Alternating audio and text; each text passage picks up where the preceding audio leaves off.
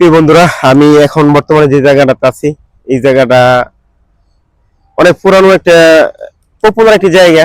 মালদ্বীপের হুলেমালে যে জেটিটা আছে, জেটিটার সামনে ওই জায়গাটার মধ্যে আমরা 2013 সালের যখন নাকি আমি প্রথম ফার্স্ট টাইম মালদ্বীপ আইছিলাম, ঠিক আছে। ওই সময় আমি, রফিক ভাই, তারপরে মাসুম, আমাদের নরসিংদীর এই আরো কয়েকজন আছে, তারপরে আলাউদ্দিন কুমিল্লার, মূলত আমরা 4-5 জন একসাথে প্রত্যেক শুক্রবার আমরা কিন্তু এই হুলেমালে আইল্যান্ডে চলে যেতাম। এই আইল্যান্ডে যাইতে আয়া কিন্তু আমরা অনেক আনন্দ করতাম।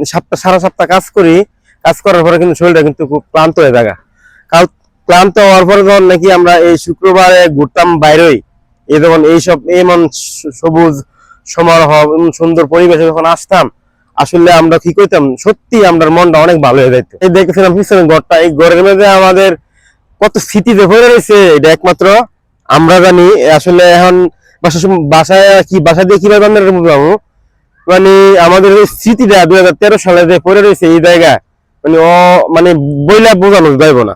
তবে এখন কিন্তু আমরা অনেক দেশে চলে গেছে, বা এখন কিন্তু এই জায়গায় আমার আগে 13 সালে যে ফ্রেন্ড সার্কেল আছেন তারা কিন্তু এখন নাই। ওই দেখতেছেন পিছনে একটা কফি শপ আছে, কফি শপ ছোটখাটো একটা দোকান আর কি।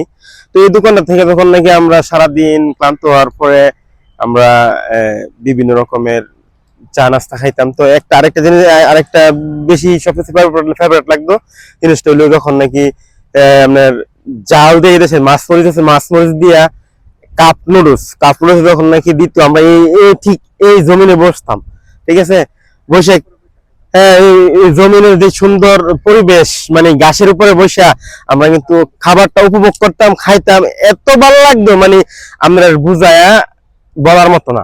ঠিক আছে, এই জায়গাটাতে কিন্তু এখনো কিন্তু মালদ্বীপ আছে, এখন কিন্তু এই জায়গাতে কিন্তু তেমন আসা হয় না। আপনারা জানেন, আসলে আগের স্মৃতিগুলা অনেক ভালো লাগে। আর আমরা 90 দশকের এই কিছুটা সময় আমরা পাইছি, আমাদের বয়সের সময় যারা আছে, তো 90 দশকের ছেলেমেয়েরা তো আরেকটু ব্যতিক্রম, কারণ ওই সময় কিন্তু আমরা দিকে কিন্তু এমন মোবাইলের প্রতি এত মানুষ আসক্ত ছিল না। তখন কিন্তু আমরা কিন্তু মোবাইলে কিন্তু এইসব ধারণ করে রাখতে পারতাম না, ঠিক আছে। ওই সময় কিন্তু মোবাইল ছিল, তবে খুব কম কম সংখ্যক মানুষের কাছে ছিল। একটা দুটো ছবি আমরা আপলোড করতাম ফেসবুকে। তো আপনারা জানেন সবাই, আমি ভিডিও 2019 সাল থেকে শুরু করছি, তারপরও আমি কিন্তু ভিডিওতে সফলতা আসতে পারি নাই। কারণ কি, আমরা কিন্তু শখের বশে করছি। এখন কিন্তু ভিডিও করে অনেকে টাকার জন্য, ঠিক আছে। আমরা কিন্তু করতাম তখন শখের বশে, ঠিক আছে। তো এখন ওই সময় কিন্তু মানুষ আমাদের ভিডিও দেখলে কিন্তু লাইক শেয়ার অনেক কিছু করতো। একটা ছবি ছাড়লে 300, 400, 500, 600 লাইক হয়ে যেত। এখন কিন্তু একটা ছবি ছাড়লে সম্ভবত 50টা লাইক হয় না। কারণ কি, অনেকের ভিতরে এখন টাকার লোভ ঢুকে গেছে, আর আমরা টাকার লোভে কিন্তু কাজ করে নাই। আর আমরা অনেক আগে থেকে ভিডিও করতাম, তো মূলত এখন আমরা ভিডিও বলতে ছেড়ে দিছি, এক কথায় বলতে গেলে। তো ধন্যবাদ, আশা করি এই ভিডিওটা ভালো লাগবে আমার। সবাই ভালো থাকবেন, আল্লাহ হাফেজ, আসসালামু আলাইকুম ওয়া রাহমাতুল্লাহ। আর ভিডিওটা ভালো লাগলে অবশ্যই লাইক শেয়ার করবেন।